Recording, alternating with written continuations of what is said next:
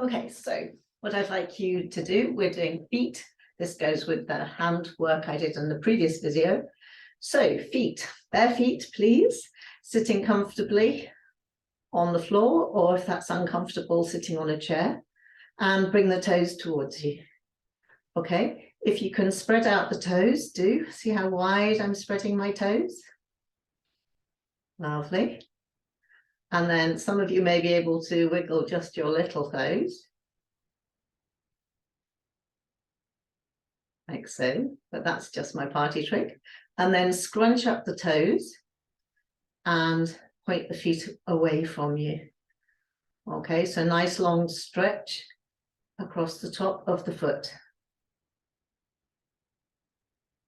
Keep breathing.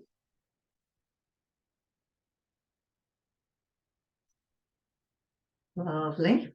And then I'd like you to do the ankle rotations. So obviously this can be easily done sitting in a chair. If you're sitting on the floor, just hold the thigh, or sitting on the chair or on the floor, just crossing the foot onto the other knee. So we're doing ankle rotations here with no weight bearing, which is really good for that ankle joint, and it doesn't get moved enough. And I recommend doing this at least 4 times a day. Biggest rotation as you can possibly manage, rotating both ways, bringing the toes towards you and away from you. Lovely. Let's do the other side. Those big ankle rotations. Remember, you can cross over. I find it easier to do having the foot straight out and then really working the ankle, looking at the ankle as I work it and trying to feel maximum stretch. If you bring the foot with the toes towards you, you'll really stretch here, the back of the Achilles tendon, and across the instep area as well as you rotate. Okay, good. And then if you can reach your feet sitting on a chair, rubbing the feet for a moment. Or you could put your feet up onto a stool in front of you if you're sitting on a chair, and just see if you can bend forward and rub into the feet. So the area that you have to be careful of with the foot is here, this instep area, but you can massage around the ball of the foot and the heel of the foot and around the toes.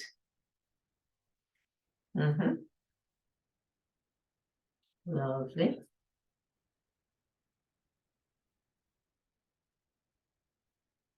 And it's also good to check the feet for any blisters, any hard skin, any dry peeling skin, athlete's foot, no any ingrown toenails, just really being kind, caring, concerned about your feet.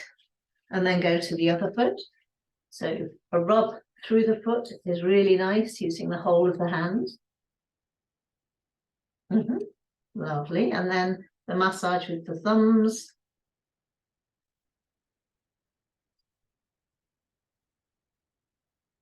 And down to the heel of the foot. So you can use the knuckles and the ridges of the fingers, but just be careful, remember again, of that instep area, which is rather tender. And when it's connected to, you know, pressure points to organs in the body, those are really tender organs there. So you don't want to be putting too much pressure on there. And then I'd like you to bend your toes back. Can you see what I've just done? I'm holding the toes and pulling them back. So depending on how flexible you are, sitting on a chair with your feet on some kind of stool, pushing the toes back. Okay, so like so. Sideways on, like so. Really push, pulling and pushing those toes, pulling towards you, the hand pushing against them. Okay, good. And then I'd like you to do the lifted toe tap, up, tap, up, tap, up, tap, up, tap, up, tap, up. Other side, tap, up, tap, up, tap, up, tap, up, tap, up. Lovely. Then take the foot again. You'll have found out by now how it's easy for you to hold your foot. And I'd like you to put your fingers, if you can, in between your toes. Can you see that? So I'm actually just massaging the bit in between each toe, holding on, and then pushing the toes again towards the ankle, and then pulling them back towards the heel. And that will help to keep those toes flexible. And then at the same time, since I've got a strong grip here with the toes, I can actually maneuver the ankle joint, moving the foot round, creating quite a strong circular movement. Do the other side. So again, placing the fingers in between the toes, okay, pushing towards you and away from you towards the ankle, and away from you towards and away. I hope this is manageable. Do remember to do what you can. Don't necessarily feel you have to do all of it. Okay, really pushing towards the ankle, really pushing, pulling back towards the heel, then wiggling and jiggling a bit, massaging between those toes. I think you get the gist of that. Quite a lot of work, fingers to toes. And then you can do that manipulated, maneuvered ankle rotation. It's like winding a crank up, and then the other way.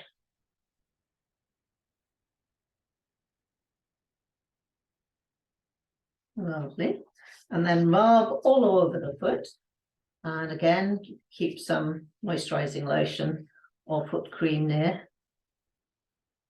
It's really nice to get the palm of the hands all over the feet. And the other side.